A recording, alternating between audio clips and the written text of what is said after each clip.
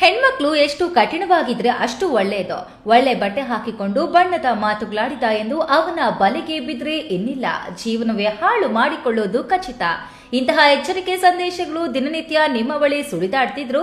ಅದನ್ನ ಕಡೆಗಣಿಸಿ ಹುಡುಗರ ತೆಕ್ಕೆಗೆ ಬೀಳೋ ಹೆಣ್ಮಕ್ಳಿಗೆ ಮತ್ತೊಂದು ಪಾಠ ಕಲಿಯೋ ಕಥೆಯೊಂದು ನಿಮ್ಮ ಮುಂದೆ ಇದೆ ನೋಡಿ.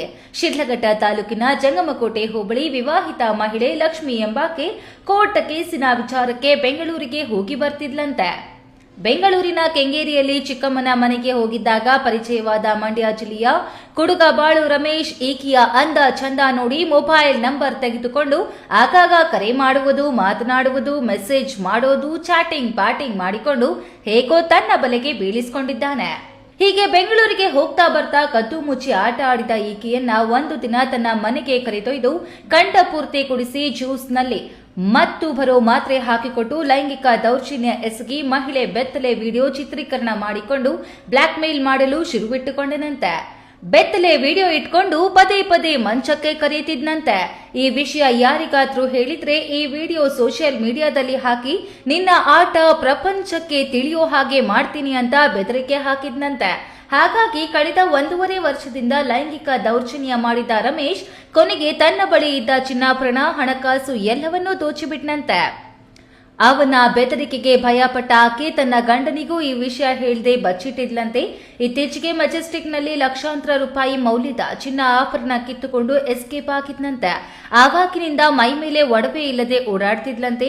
ಮೈ ಮೇಲೆ ಒಡವೆ ಇಲ್ಲದನ್ನ ನೋಡಿ ಅನುಮಾನಗೊಂಡ ಗಂಡ ಲಕ್ಷ್ಮೀನಾರಾಯಣ ಕೇಳಿದ್ದಕ್ಕೆ ಇದೆಲ್ಲ ಬೆಳಕಿಗೆ ಬಂದಿದೆ.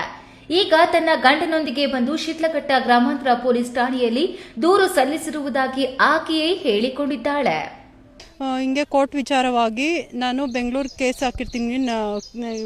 ಬೆಂಗಳೂರು ಸಿವಿಲ್ ಸಿಟಿ ಕೋರ್ಟಲ್ಲಿ ಕೇಸ್ ಹಾಕಿರ್ಬೇಕಾದ್ರೆ ನಮ್ಮ ಚಿಕ್ಕಮ್ಮ ಮನೆಗೆ ಹೋಗಬೇಕಾದ್ರೆ ನಮ್ಮ ಚಿಕ್ಕಮ್ಮನ ಸ್ನೇಹಿತನಾದ ರಮೇಶ್ ಎನ್ನುವರು ನನಗೆ ಪರಿಚಯ ಆಗಿರ್ತಾರೆ.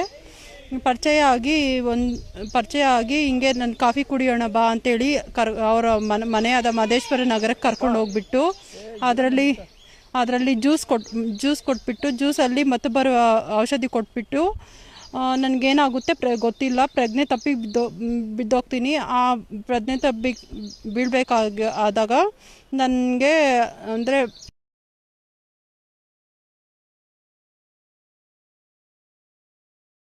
ಆವಾಗಿಂದ ನನಗೆ ಪದೇ ಪದೇ ಬ್ಲ್ಯಾಕ್ ಮೇಲ್ ಮಾಡೋದು, ಅವನ ಹತ್ರ ಕರೆಸ್ಕೊಳೋದು, ನಿನ್ನ ಹತ್ರ ಏನು ದುಡ್ಡಿದೆ ತಗೋಬಾ ಅನ್ನೋದು, ನನ್ನ ಒಡವೆ ಎತ್ಕೊಂಡೋಗಿ ತಗೋಬಾ, ಇಲ್ಲಾಂದರೆ ನಿನ್ನ ಗಂಡನ್ನ ನಿನ್ನ ಮಗನ್ನ ಸಾಯಿಸ್ತೀನಿ ಅಂತ ಬೆದರಿಕೆ ಹಾಕೋದು, ಇದೆಲ್ಲ ಮಾಡ್ತಾ ಇರ್ತಾನೆ. ಇದು ವಿಚಾರ ನಾನು ನಿನ್ನ ಗಂಡನಿಗೂ ಹೇಳ್ಬಾರ್ದು, ನಿನ್ನ ಸಂಬಂಧಿಕರಿಗೂ ಹೇಳ್ಬಾರ್ದು, ಸ್ಟೇಷನಲ್ಲಿ ಪೊಲೀಸ್ ಕಂಪ್ಲೇಂಟು ಕೊಡಬಾರ್ದು. ಇದೆಲ್ಲ ನೀನು ಮಾಡಿದ್ರೆ ಈ ವಿಡಿಯೋನ ವೈರಲ್ ಮಾಡ್ತೀನಿ, ಫೇಸ್ಬುಕ್ಗೆ ಹಾಕ್ತೀನಿ, ಯೂಟ್ಯೂಬ್ಗೆ ಹಾಕ್ತೀನಿ, ಇನ್ಸ್ಟಾಗ್ರಾಮ್ಗೆ ಹಾಕ್ತೀನಿ, ಪ್ರಪಂಚ ಎಲ್ಲ ನೀನು ಈ ಬೆತ್ತಲೆ ವಿಡಿಯೋನ ನೋಡಬೇಕು.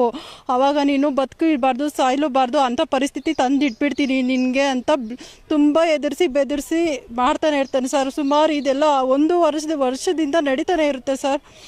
ಬಿಡ್ದಿರ ಫೋನ್ ಮಾಡೋದು, ನೀನು ಇವಾಗ ಬರಲೇಬೇಕು, ಇಲ್ಲಾಂದರೆ ವೈರಲ್ ಮಾಡ್ತಾ ಇದ್ದೀನಿ ವಿಡಿಯೋ ಅನ್ನೋದು, ನೀನು ಬರಬೇಕಾದ್ರೆ ಇಷ್ಟು ದುಡ್ಡು ತೊಗೊಂಬಾ, ನಿನ್ನ ಹತ್ರ ಏನು ಒಡವೆ ಇದೆ ಅದನ್ನೆಲ್ಲ ತೊಗೊಬಾ ಅನ್ನೋದು, ಕರೆಸ್ಕೊಳೋದು, ಮತ್ತು ನನಗೆ ಸಿಗರೇಟ್ ಕೊಡಿಸೋದು, ಮದ್ಯಪಾನ ಕುಡಿಸೋದು, ಅದರಲ್ಲೆಲ್ಲ ಏನೇನು ಕೊಡ್ತಾಯಿದ್ದೋ ಗೊತ್ತಿಲ್ಲ. ಅವನು ಹೇಳ್ದಂಗೆ ನಾನು ಕೇಳಬೇಕಿತ್ತು.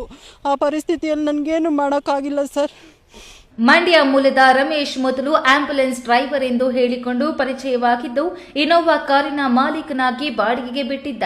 ಇದರ ಜೊತೆಗೆ ಆಯಿಲ್ ಬಿಸಿನೆಸ್ ಮಾಡ್ತಿದ್ದ ಎಂದು ಸಂತ್ರಸ್ತೆ ಹೇಳಿಕೊಂಡಿದ್ದು ಪೊಲೀಸ್ ಠಾಣೆಯಲ್ಲಿ ದೂರು ಕೊಡ್ತಿದ್ದ ಮಾಹಿತಿ ತಿಳಿದ ಕೂಡಲೇ ತಲೆಮರೆಸಿಕೊಂಡಿದ್ದಾನೆ ಎಂದು ಹೇಳಲಾಗ್ತಿದ್ದು, ಈ ಪ್ರಕರಣವನ್ನ ಪೊಲೀಸರು ಹೇಗೆ ಭೇದಿಸಿ ಈ ಪ್ರಕರಣದ ಸತ್ಯತೆಯನ್ನ ಹೊರಗೆ ತರ್ತಾರೆ ಅನ್ನೋದು ಕಾದು ನೋಡಬೇಕು.